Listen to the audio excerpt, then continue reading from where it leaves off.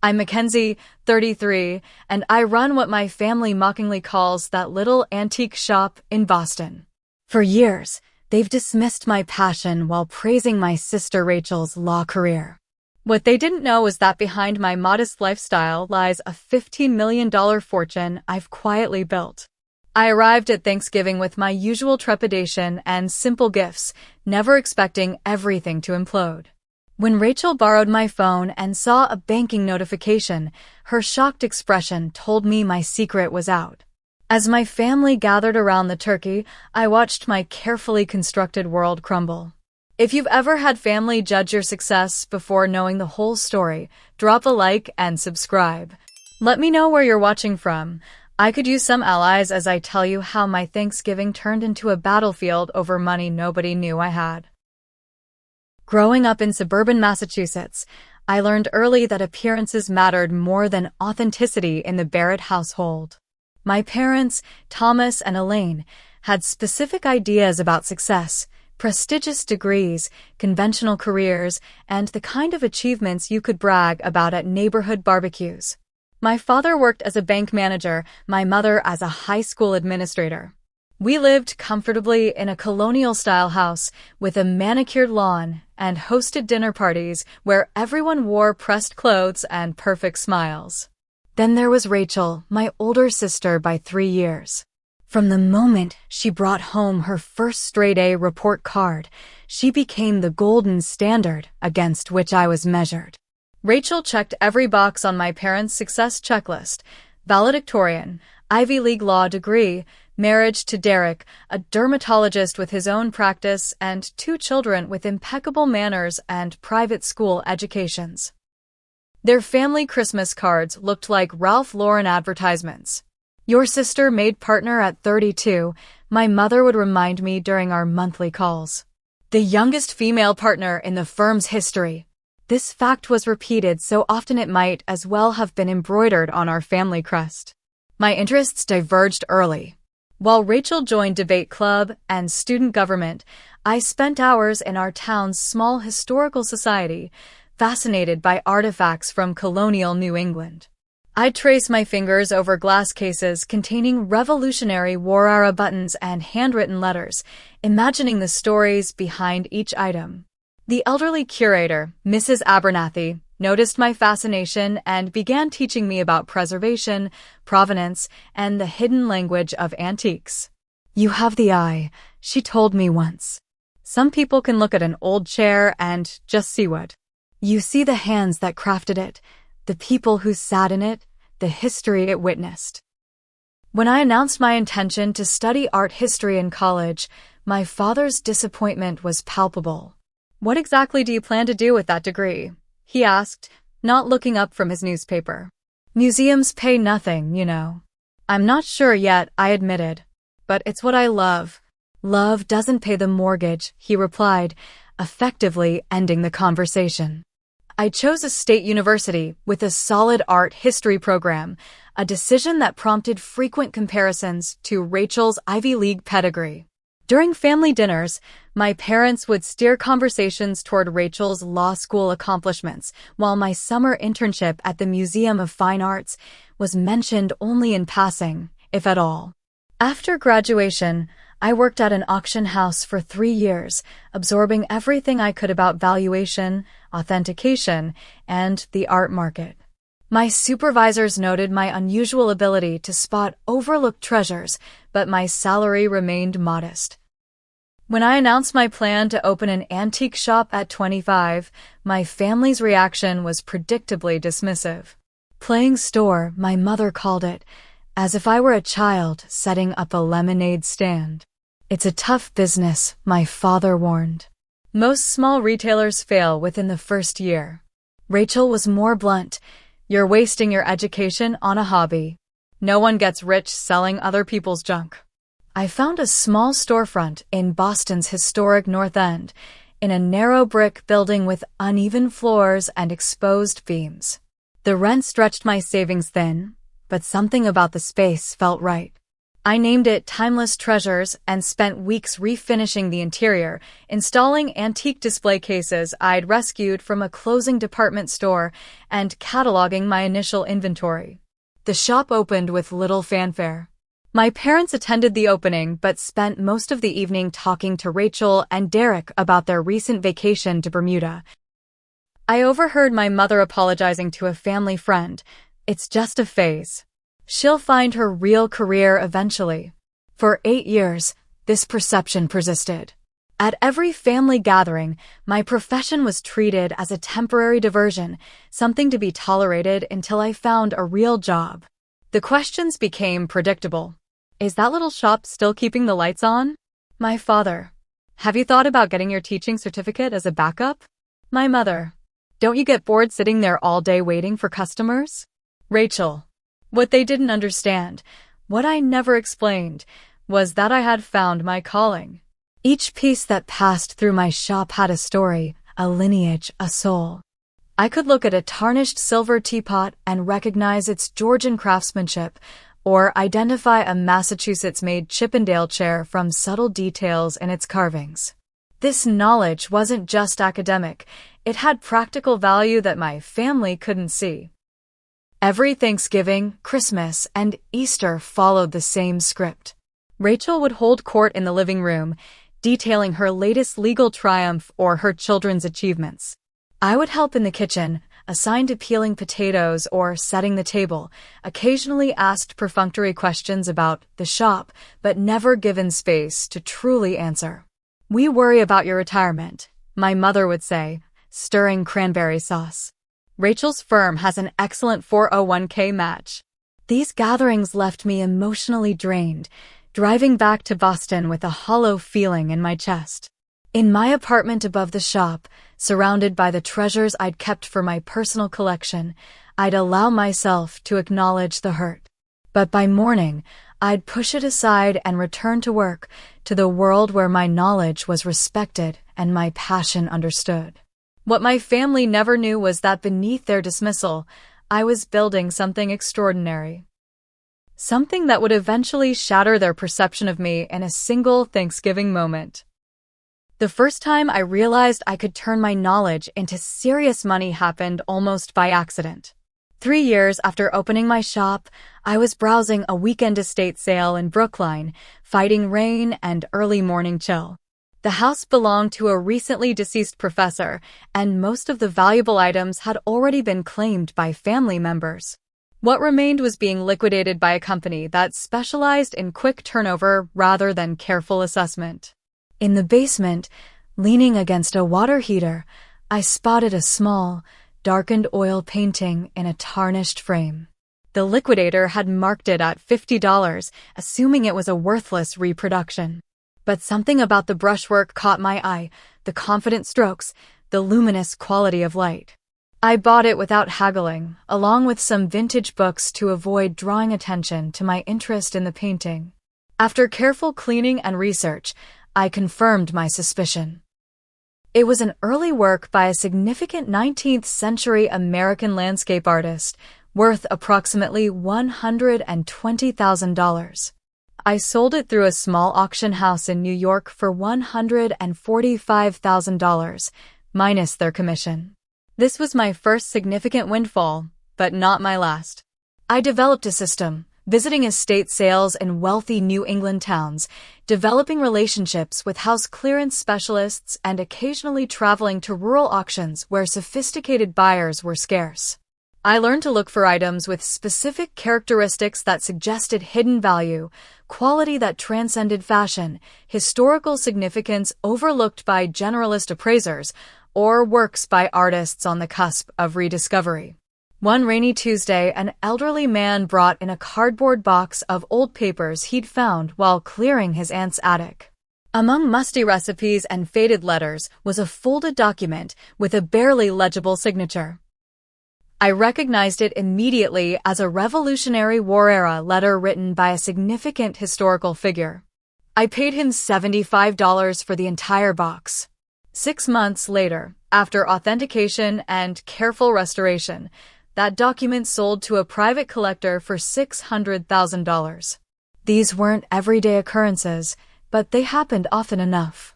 A Tiffany lamp purchased for $200 at a church rummage sale sold for $25,000. A collection of early photography I acquired for $350 was worth over $40,000 to the Wright Museum. A seemingly ordinary desk from a university surplus sale contained a hidden compartment with Civil War-era gold coins. I became strategic about my success. In the small world of New England antique dealers, I maintained a reputation as a knowledgeable but modest shop owner. I sold my most valuable discoveries through larger auction houses in New York or through private dealers, keeping my name off the provenance. The money went into investment accounts managed by a discreet financial advisor who specialized in helping entrepreneurs maintain low profiles. My lifestyle remained unchanged. I drove the same reliable Toyota I'd had since college. My wardrobe consisted primarily of quality basics: Goodwill sweaters, well-made jeans, and comfortable boots. I took simple pleasures in good coffee, interesting books, and occasional dinners at neighborhood restaurants where I knew the owners.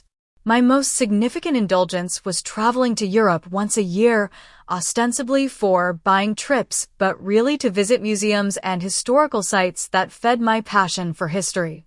The only substantial change in my circumstances came 5 years ago when the owner of my building decided to sell. Fearing displacement, I used some of my capital to purchase not just my storefront, but the entire historic building through an LLC that couldn't be easily traced back to me. The 4-story brick structure gave me security and eventually additional income from the other commercial and residential units.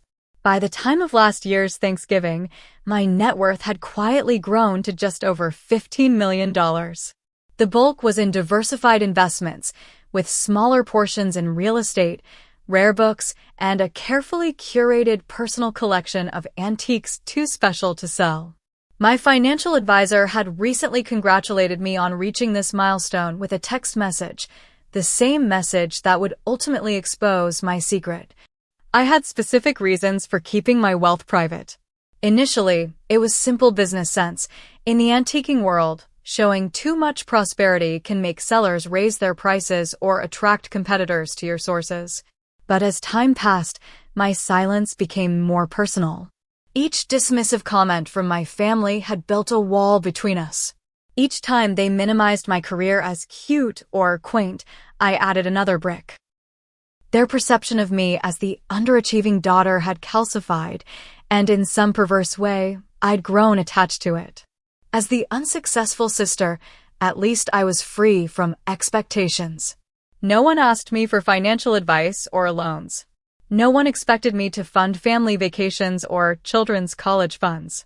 More importantly, the few relationships I maintained outside my family were genuine. My small circle of friends, other shop owners in the North End, a couple of museum curators, my upstairs tenant who taught art at a community college, liked me for myself, not my bank account.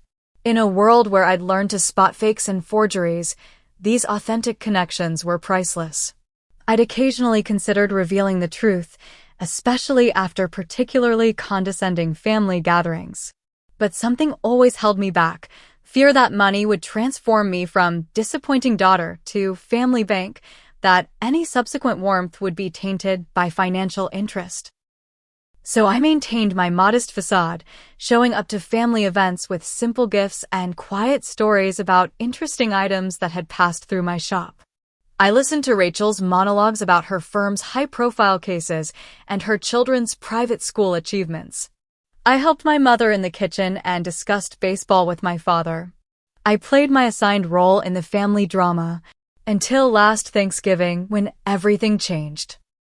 I woke before dawn on Thanksgiving Day, anxiety already churning in my stomach.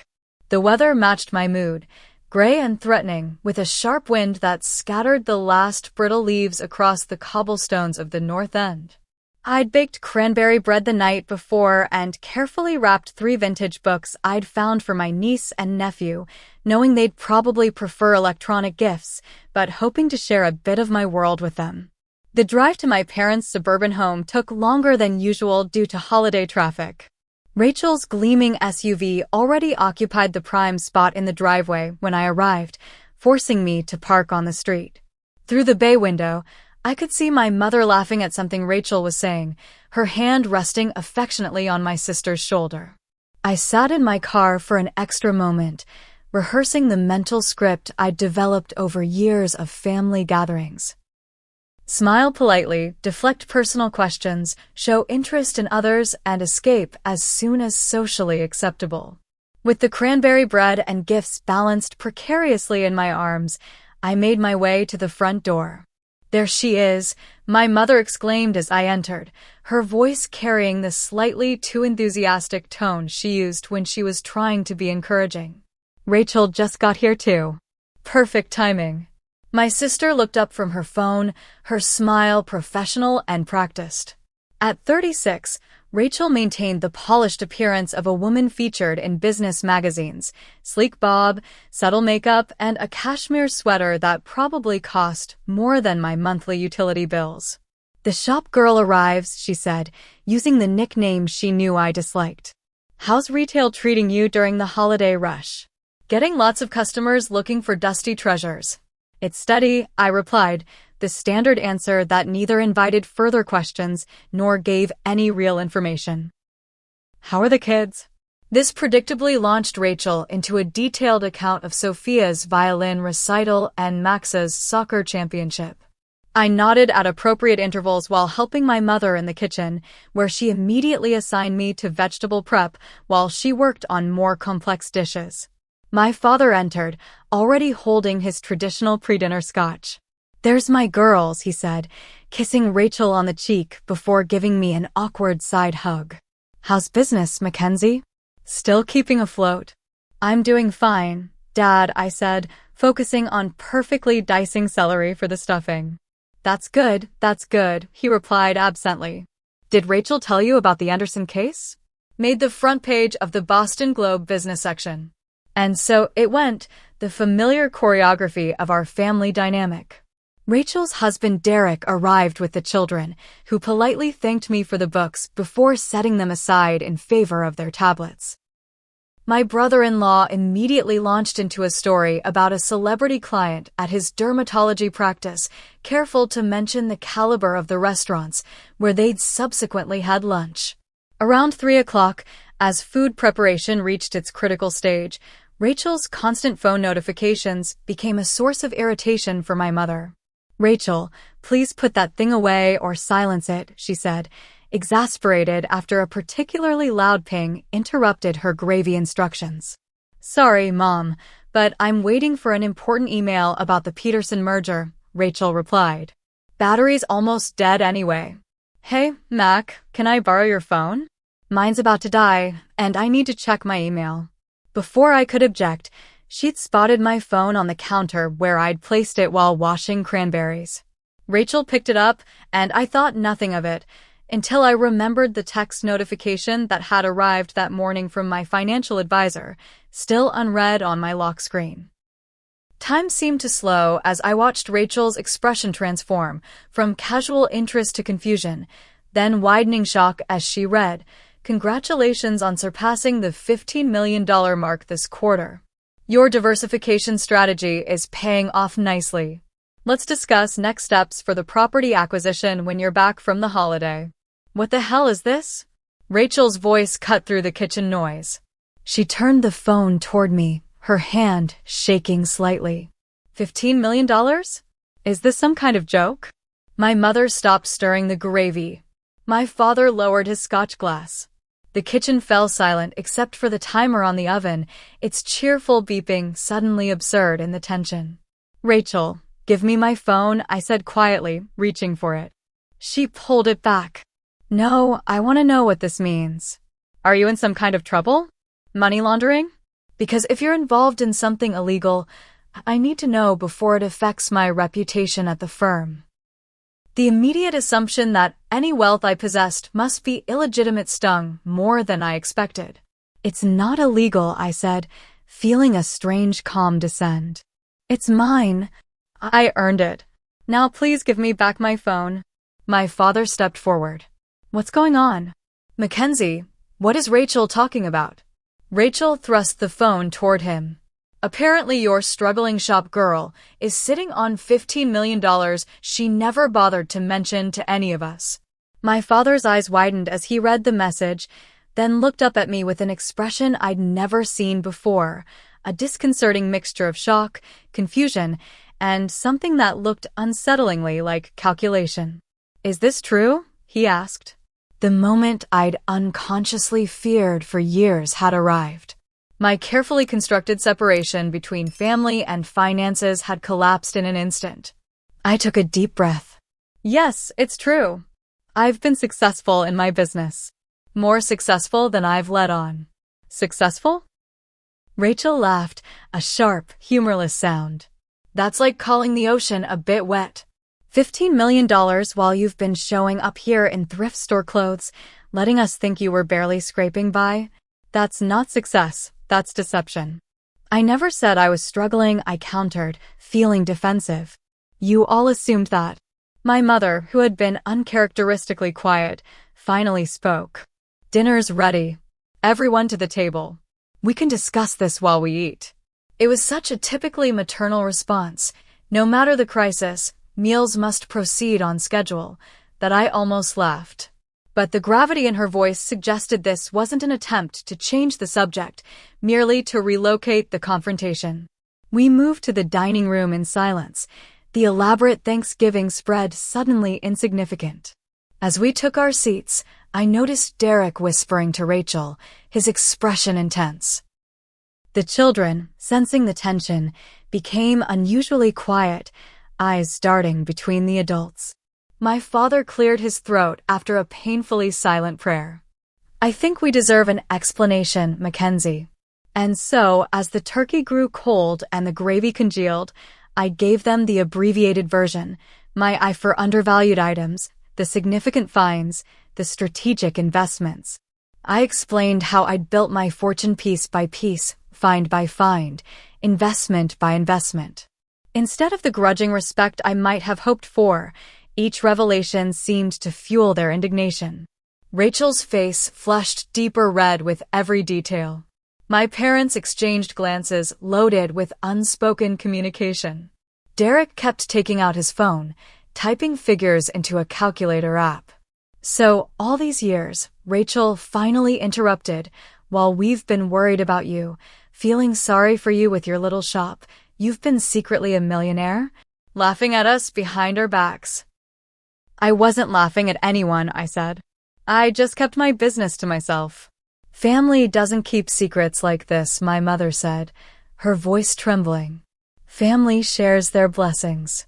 Like you've shared in my interests all these years? The words escaped before I could stop them.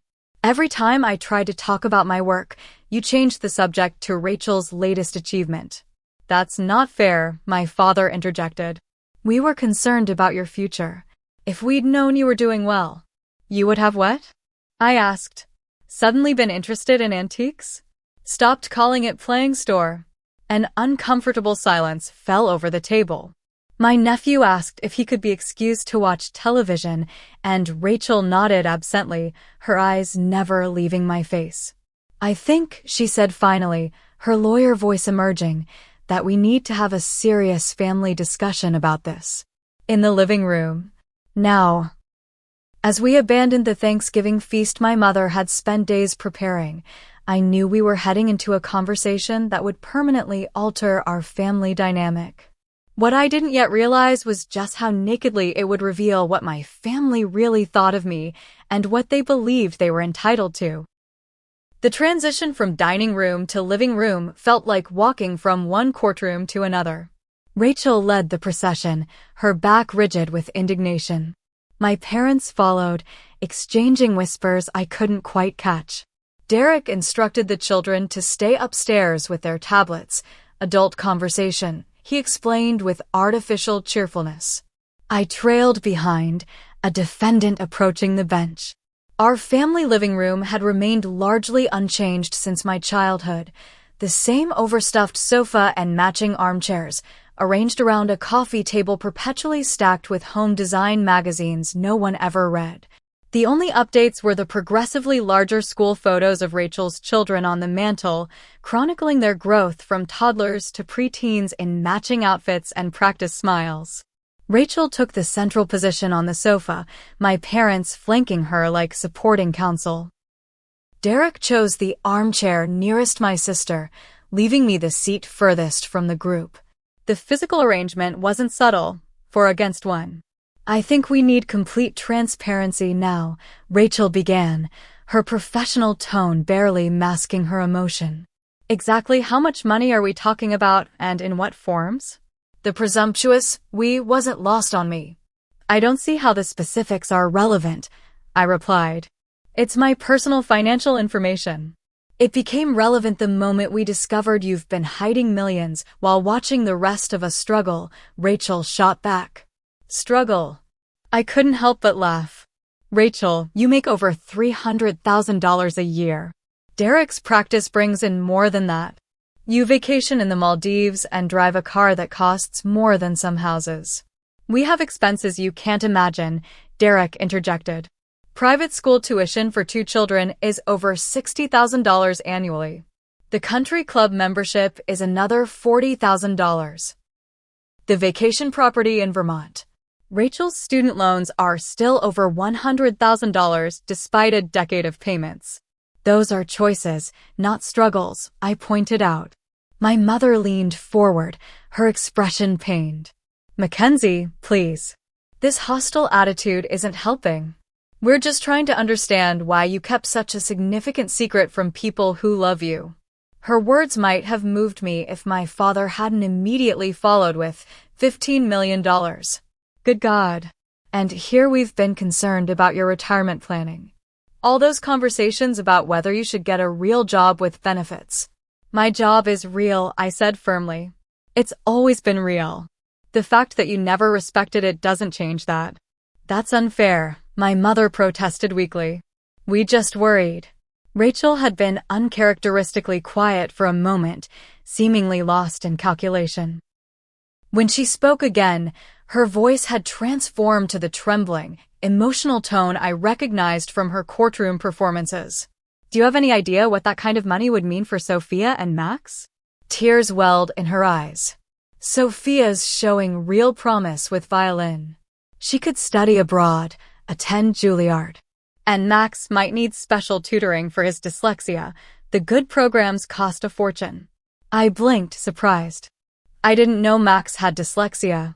We just got the diagnosis, Rachel continued, seizing on my moment of sympathy. The specialists, the programs, insurance barely covers any of it. Meanwhile, you're sitting on a fortune that you, as a single woman with no children, can't possibly need all for yourself. And there it was, the first direct suggestion that my money should be redistributed according to their perception of need. Derek nodded eagerly. Even a small portion, say $5 million, invested properly could secure the children's future and help with Rachel's student debt. You'd still have $10 million left. More than enough for one person. The casual way he proposed dividing my life's work, as if cutting a pie at dinner, left me momentarily speechless. My father cleared his throat. Now, let's not get ahead of ourselves. But Mackenzie, you have to understand our shock. All these years, your mother and I worried about you. We even set aside a fund to help you if your shop failed. Not much, just $20,000 we could spare. We sacrificed to put you through college, hoping you'd find a stable career. I paid back every cent of my college expenses, I reminded him. 3 years after graduation. I sent checks monthly until it was cleared. That's not the point, my mother interjected. Family supports each other. If one has abundance, they share with those in need. And I'm supposed to believe Rachel is in need? I asked incredulously. Rachel's eyes narrowed. It's not about being destitute. It's about family obligation. If our positions were reversed, I would help you without hesitation. I doubted this deeply but kept the thought to myself. The children's education alone, Derek continued, as if I hadn't spoken. Harvard undergraduate is projected to cost nearly $500,000 per child by the time they're ready. then graduate school. The real issue, Rachel said, wiping away a strategic tear, is that you've been deceiving us while accumulating wealth that could benefit the entire family. If you really loved us, you would want to share your good fortune. The emotional manipulation was so transparent, I almost admired its boldness. Almost. I earned every dollar through knowledge and work you all dismissed for years, I said quietly. Now suddenly my career is valid because it produced money? Don't be dramatic, Rachel sighed. No one is asking for all of it. Just a reasonable portion to help family. That's what normal people do. Normal people don't demand others' money simply because they've discovered it exists, I countered. My father, always the pragmatist, tried a different approach. Think of it as an investment in your niece and nephew. Family legacy. Your money would be going to the next generation, not just disappearing. For the next hour, the conversation circled these themes: family obligation, the children's needs, and increasingly specific suggestions for how my money should be allocated. Rachel mentioned a potential investment opportunity through a law firm client, guaranteed 20% returns, but the buy-in is $2 million minimum. My father suggested I purchase vacation property the whole family could use. Derek wondered aloud if I might provide the down payment for a larger house they'd been considering. With each suggestion, the pretense of family concern grew thinner, revealing the naked entitlement beneath. Not once did anyone ask what I wanted to do with my own money. Not once did anyone acknowledge that perhaps I had earned the right to decide its allocation. The breaking point came when Rachel, frustrated by my continued resistance, finally showed her hand completely. You don't even need it, she snapped. Look at how you live, that tiny apartment above your shop, those second-hand clothes, that car you've had forever. You live like a pauper anyway. The money is wasted on you. The room fell silent. Even my parents seemed taken aback by the nakedness of the statement. I think, I said, rising from my chair, that this conversation is over. Sit down, Rachel demanded. We're not finished. Actually, we are. I moved toward the door. If you walk out now, Rachel called after me, don't expect things to be the same. Family works both ways, Mackenzie. You can't just take and never give back. I turned at the doorway. What exactly have I taken from you, Rachel? She faltered for a moment before recovering. Years of concern, worry, emotional support. Interesting. I must have missed all that support between the condescension and dismissal. My mother stood, distress evident on her face. Please, girls. It's Thanksgiving. Let's not say things we'll regret. But it was too late for that. Years of unspoken resentment had broken through the surface, and there would be no returning to polite pretense. I need you to make a decision right now, Rachel said, her voice cold. Either you help your family the way family should, or you're choosing money over blood. It's that simple. It wasn't simple. Nothing about family ever is. But in that moment, facing 4 people who had suddenly revealed how they truly saw me, not as a person, but as a resource to be tapped, the path forward clarified with painful brightness. Goodbye, I said simply. Happy Thanksgiving. As I walked out into the cold November evening, the sound of Rachel's angry protests faded behind me. In my car, hands shaking slightly on the wheel, I realized I was simultaneously devastated and relieved, like someone who has finally put down an impossibly heavy burden they'd been carrying for years. The 20-mile drive back to Boston became a journey through both space and memory. As rain began to spatter against my windshield, each swipe of the wipers seemed to clear away not just water, but years of accumulated pretense. Traffic crawled along the highway, giving me unwanted time to replay the afternoon's events and decades of family dynamics that had led to this moment. I remembered my 8th grade art history presentation, how excited I'd been to share my passion with my family, the careful research I'd done on Vermeer, the handmade visual aids I'd created.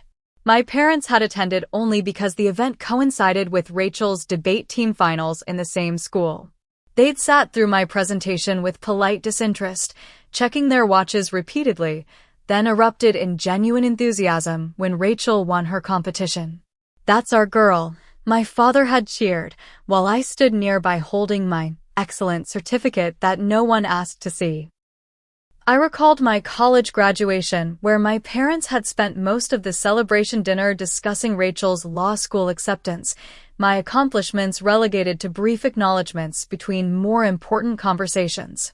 The pattern continued through the opening of my shop, my 30th birthday, every holiday and family gathering, a consistent message that my path was less valuable, my achievements less significant, my personhood somehow secondary.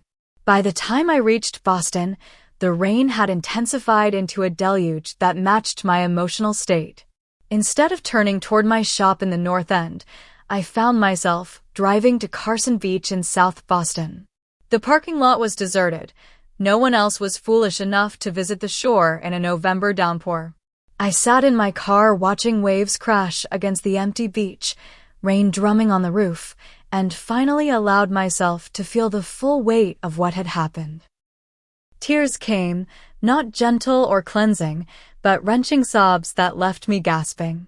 I cried for the family I had wished for all these years, for the conditional love that had been exposed tonight, and for the final shattering of the illusion that things might someday change. An hour passed before the storm, both outside and within me, began to subside. As my breathing steadied, a strange calm descended. I had spent my life seeking approval from people fundamentally incapable of giving it. The realization was both devastating and liberating. I drove to my shop in the North End, climbing the narrow stairs to my apartment above. The space had always been my sanctuary, walls lined with bookshelves holding my most treasured volumes, windows overlooking the historic street below, and carefully chosen pieces from my personal collection displayed in thoughtful arrangements. My parents had visited exactly once, 8 years ago, commenting primarily on the lack of square footage and outdated kitchen appliances. That night, I slept fitfully, waking several times to check my phone. There were multiple missed calls and increasingly angry texts from Rachel, one confused message from my mother, and silence from my father. I turned the phone off and stared at the ceiling, watching shadows from street lamps create patterns in the darkness. By morning, a decision had crystallized. I showered, dressed in one of my second-hand outfits, actually a beautifully tailored vintage Chanel suit that had cost more than Rachel's monthly car payment, and prepared to open my shop as usual. Black Friday was typically busy, with tourists exploring the North End after Thanksgiving celebrations. Just before unlocking the door, my phone chimed with a final text from Rachel.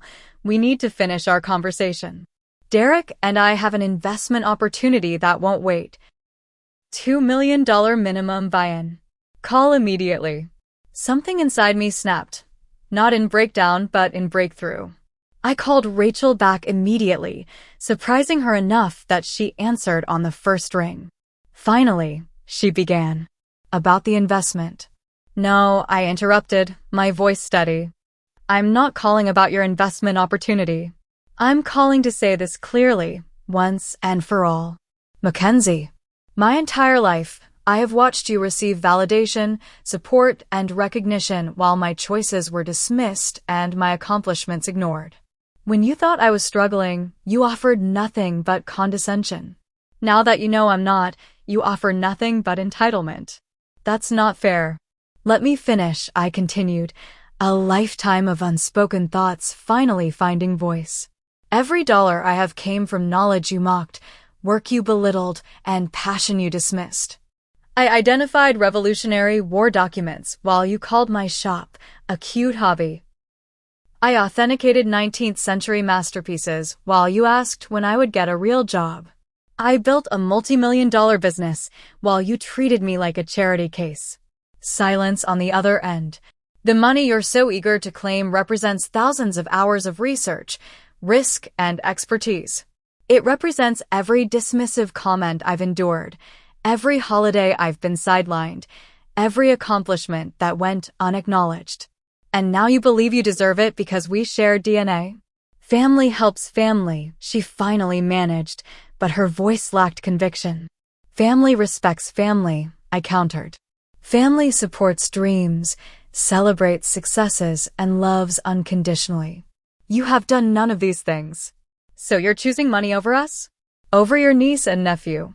I'm choosing myself. Finally, the children are welcome in my life and my shop anytime.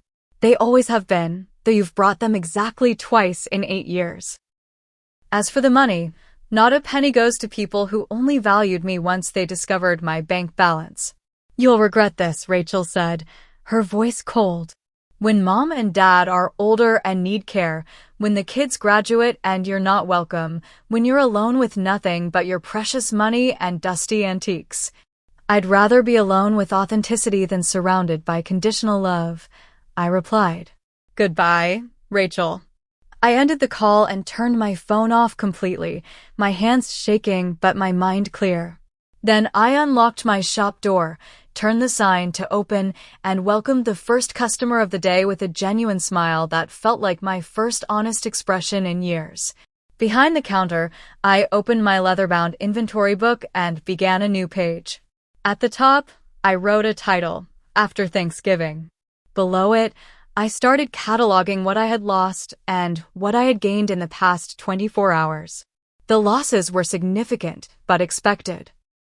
The gains, self-respect, clarity, freedom from pretense, were only beginning to reveal their value.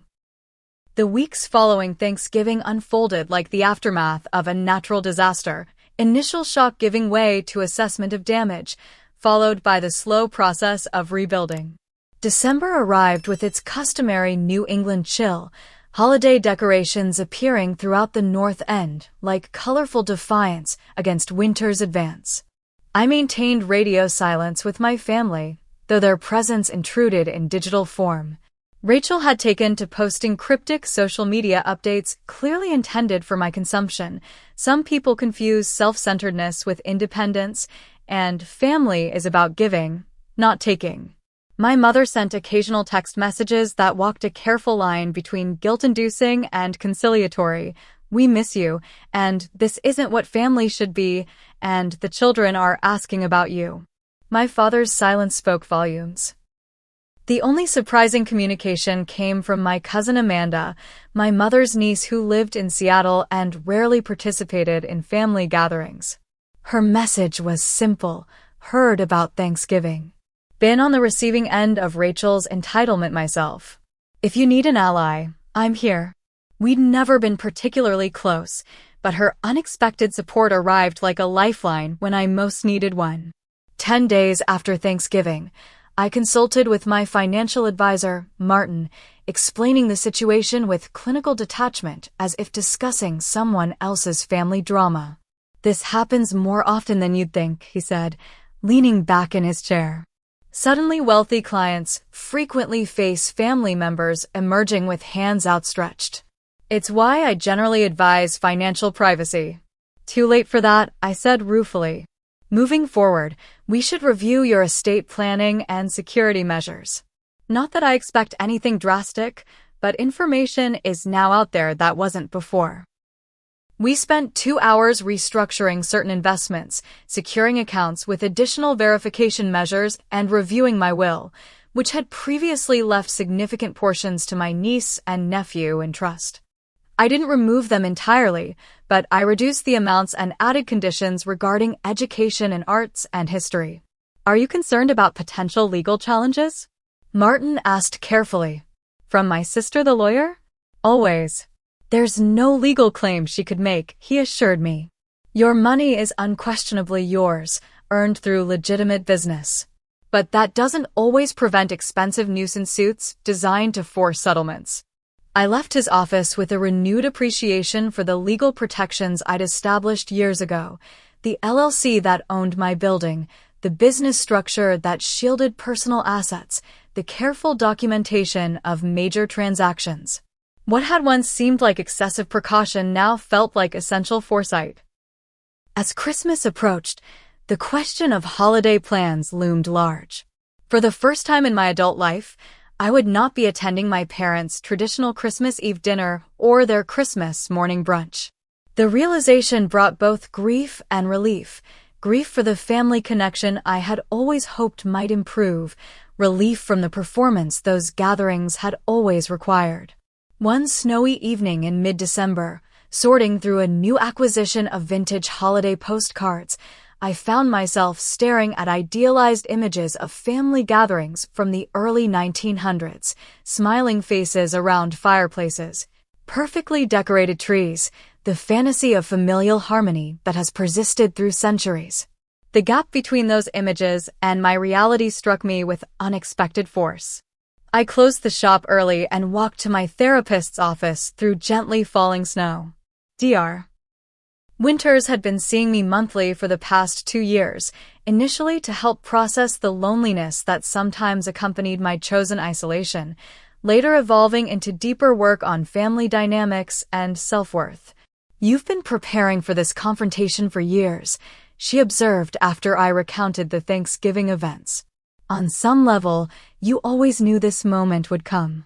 "I thought I'd feel more victorious," I admitted, finally showing them I wasn't the failure they thought. "Instead, I just feel sad." "You're grieving," she said simply. "Not just the family you've stepped away from, but the family you always wished they could be." We spent the session exploring the concept of family as I had experienced it versus how I might define it moving forward. Dr. Winters suggested an exercise, creating a list of people who had actually provided the support, validation, and unconditional positive regard that families ideally offer. The list I compiled over the following week surprised me with its length. Mrs. Abernathy from the Historical Society, who had first nurtured my interest in antiques, Professor Gladwell, who had mentored me through college, Sophie, who owned the bakery next to my shop and saved day-old pastries for me, Martin, who had guided my financial decisions without judgment, even regular customers who had shown more interest in my knowledge and passion than my family ever had. Family of choice, Dr. Winters called this network when I shared the list. Just as valid as family of origin, often healthier. As Christmas week arrived, I made a decision. Instead of spending the holiday alone, nursing resentment and loss, I would create a new tradition. I sent invitations to my family of choice for Christmas Eve dinner at my apartment. Nothing elaborate, just good food and genuine company. The weekend before Christmas, I received an unexpected email from my father, the first direct communication since Thanksgiving. "Mackenzie, your mother and I have been thinking about recent events. While we don't agree with all your choices, we recognize that communication broke down on all sides. Rachel remains upset, but your mother misses you terribly.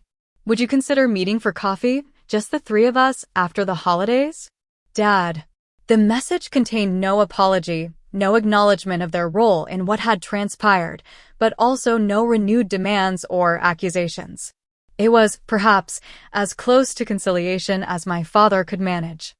I replied that I would consider it after the new year, making no promises. On December 23rd, I closed the shop early to prepare for my Christmas Eve gathering. As I walked home through light snow, I passed a small community art center where I had occasionally taken classes. A sign advertised their youth scholarship program for underserved children interested in art history and preservation.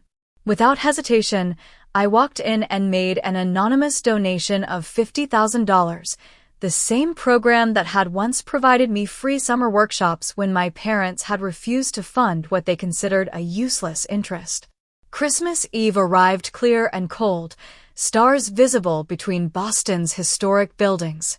My guests, Sophie from the bakery, Professor Gladwell and his husband, 2 fellow shop owners, and Martin with his daughter, filled my apartment with conversation and laughter that felt genuinely warm rather than performative. We ate well, exchanged modest gifts, and shared stories that celebrated rather than diminished each other's passions. As the evening wound down, I found myself by the window, watching snow begin to fall again on the street below. Professor Gladwell joined me, his voice gentle. "Penny, for your thoughts?" "I was just thinking about authenticity," I replied. "How rare and valuable it is, like the best antiques. You can't fake it convincingly." He nodded. The irony being that what your family covets, the money, came precisely from your authentic self, the part they never valued. There's a metaphor in there somewhere, I smiled. Indeed. He touched my shoulder lightly. For what it's worth, I've always thought you were extraordinary, not for what you accumulated, but for how you see the world. That eye for overlooked value, the respect for history's quieter stories. The money is just a byproduct. His words, so different from anything my family had ever offered, brought unexpected tears to my eyes. I blinked them away, focusing on the snow transforming Boston into something softer, quieter, new. That night, after everyone had gone, I placed a small wrapped package under my modest tree, vintage first editions of favorite childhood books for my niece and nephew, inscribed with a simple message: the value of things isn't always visible at first glance. Love, Aunt Mackenzie. I would mail them after the holidays, a door left slightly open. As I prepared for bed, I realized I hadn't checked my phone all evening. No anxious monitoring for family messages, no dread of holiday guilt trips. The absence of that anxiety was perhaps the most valuable gift I had received this Christmas, the beginning of freedom from expectations I could never meet and approval I would never earn. 6 months after Thanksgiving, many things remained unresolved with my family. But within myself, something fundamental had shifted, a recognition that my worth had never been dependent on their assessment, and my future need not be constrained by their imagination. Spring in Boston brings a particular quality of light, clear and strengthening, illuminating the city's historic architecture with renewed clarity after winter's diffuse gray. 6 months after the Thanksgiving confrontation, I found myself in a similar state of increased clarity, both professionally and personally. The antique shop had undergone subtle transformations. For years, I had operated as a solo enterprise, partly from preference for solitude, partly from the practical advantage of keeping my methods private. But in February, I hired my first employee, Lily, a recent art history graduate with specialized knowledge of textile preservation and an enthusiasm that reminded me of my younger self. "I can't believe I get to handle these pieces every day," she said one afternoon, carefully cataloging a collection of 18th century embroidered samplers. "My family thinks I'm crazy for taking this job instead of something corporate." "Mine too," I replied, the simple acknowledgement creating an unexpected bond between us. With Lily handling more of the day-to-day operations, I found time to pursue a project I'd been contemplating for years, creating detailed educational materials about antique authentication and valuation. What began as internal documentation evolved into workshops for serious collectors and eventually an online course that attracted unexpected interest from around the country. My relationship with my family remained complicated. The coffee meeting with my parents in January had been awkward, but not hostile. 3 people carefully navigating a minefield of unresolved hurts and divergent perspectives. My father, ever practical, seemed most concerned with establishing that I wouldn't be cutting them off entirely. "We're still family," he said as we prepared to leave the cafe. "Disagreements happen in every family." This was more than a disagreement, Dad, I replied quietly. It was a revelation about how you see me. He had no response to that, but when he hugged me goodbye, it felt less perfunctory than usual.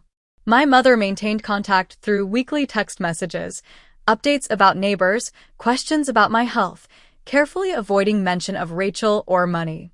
I responded with equal caution, sharing innocuous details about Boston weather and new acquisitions at the shop. It wasn't deep connection, but it was something, a tentative bridge being reconstructed from both sides. Rachel remained another matter entirely. After several attempts to reopen the investment opportunity discussion in January, she had shifted to a strategy of complete silence. Through my mother, I learned that she and Derek had purchased the larger house they wanted without my assistance, stretching their finances considerably in the process. The children still received birthday and holiday gifts from me, acknowledged by brief thank you notes, clearly written under parental supervision. In April, I received a surprising call from my father. He asked if he could visit the shop, alone, without my mother or Rachel. He arrived on a Tuesday morning, appearing somewhat out of place among the antiques in his golf shirt and khakis. "I've never really looked at this place," he admitted, studying a queen and secretary desk I had recently acquired. "It's more impressive than I imagined." I gave him a tour, explaining the stories behind select pieces, the Georgian silver service that had belonged to a Boston merchant family, the Civil War-era letters written by a nurse at Gettysburg, the early American portraiture by a female artist who had signed with only her initials to disguise her gender. "You really do know your stuff," he said, the surprise in his voice both gratifying and painful. "I always thought you were just playing at this." "I know." He ran his hand along a Chippendale chair rail, uncharacteristically thoughtful. "I wanted security for you. Your mother and I both did. We pushed Rachel toward law because it seemed safe. We worried when you chose this path. And now that you know it worked out financially, it's suddenly valid." I couldn't keep the edge from my voice. "That's not fair," he started, then stopped himself. "Actually, maybe it is fair. I should have trusted your judgment more. Seen what you were building here." It wasn't quite an apology, but from my father, it was significant, perhaps the closest acknowledgement I would ever receive that their assessment had been wrong. "Rachel is struggling," he added after a moment. "The new house, private school tuition increases, some investment that didn't pan out. She'd never admit it, but they're overextended."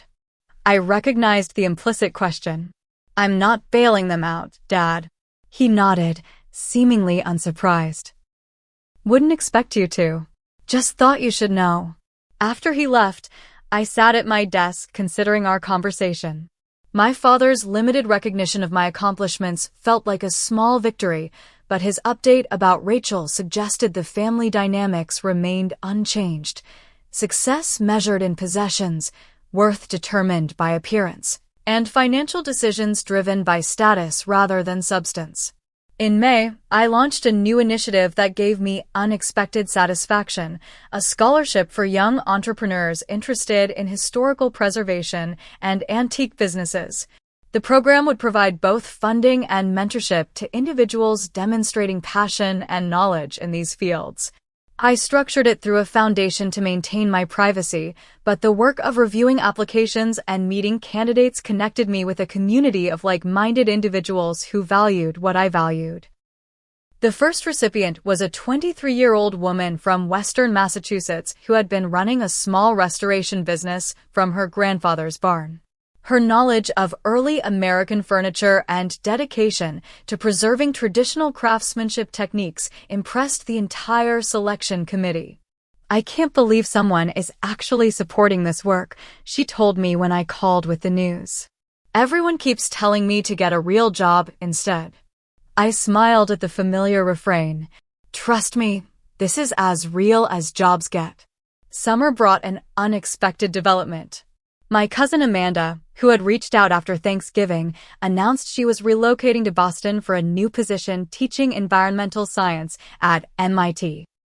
Over dinner at a North End restaurant, we discovered a surprising affinity.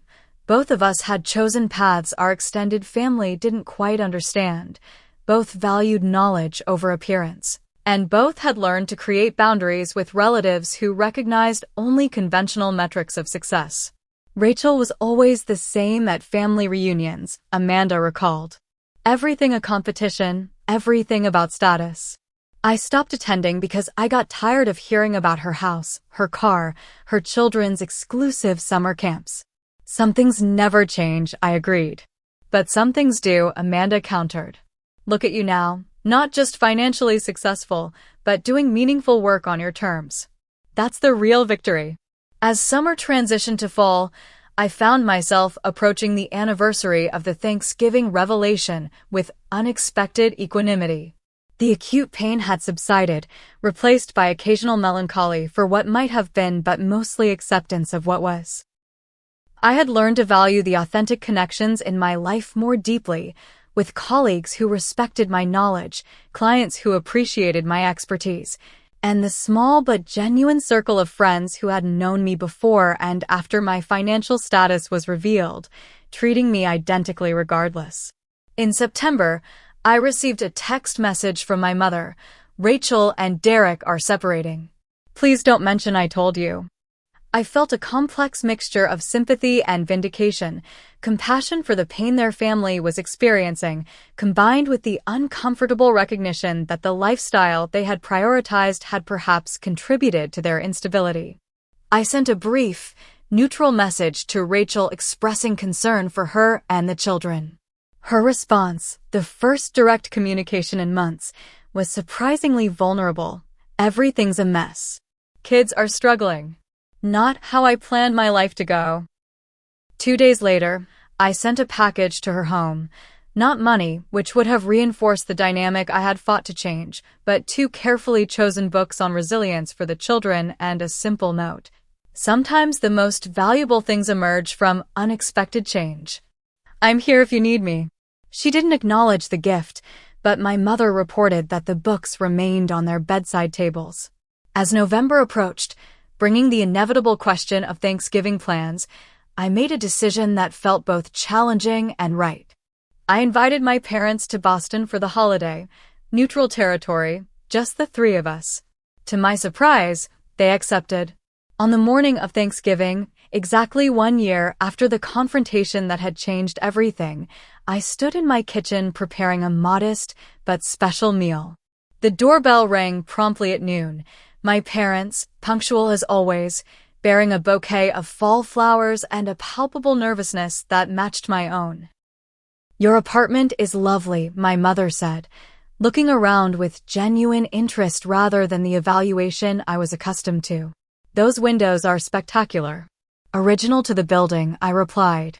1850s glass. My father nodded appreciatively. Good investment, property like this in the North End. Some things changed slowly, if at all. The meal wasn't perfect. Conversations occasionally stalled or veered too close to sensitive topics. My mother still mentioned Rachel's accomplishments too frequently, though she caught herself more than once. My father still struggled to show interest in my work beyond its financial success. But we were trying, all of us, to see each other more clearly, to listen more genuinely. After they left, promising to visit the shop the next day, I stood at my window watching evening descend on the historic street below. The past year had taught me that wealth took many forms: financial security, yes, but also self-knowledge, authentic passion, and the courage to be valued on your own terms. I had lost the illusion of unconditional family support, but gained a clearer understanding of my own worth. The antique dealer in me recognized the irony. Sometimes the most valuable things are those initially dismissed, their true worth apparent only to those with the knowledge to see beyond surface appearances. Like the Revolutionary War document found in a box of old papers or the masterpiece painting leaning against a water heater, my passion and expertise had been overlooked until they produced tangible results the world recognized as valuable. But I had always known their worth, and in that knowledge lay the true fortune I had built, one that could never be demanded, divided, or diminished. If my story resonates with you, I'd love to hear your thoughts in the comments. Have you ever had family members undervalue your choices until they prove successful? How did you handle it? What boundaries have you created to protect your peace? Hit like and subscribe if you appreciate authentic stories about family dynamics and self-worth. Share with someone who might need to hear that their path matters, even when others don't see its value. Thank you for listening to my journey. May you find the courage to value yourself, regardless of others' opinions.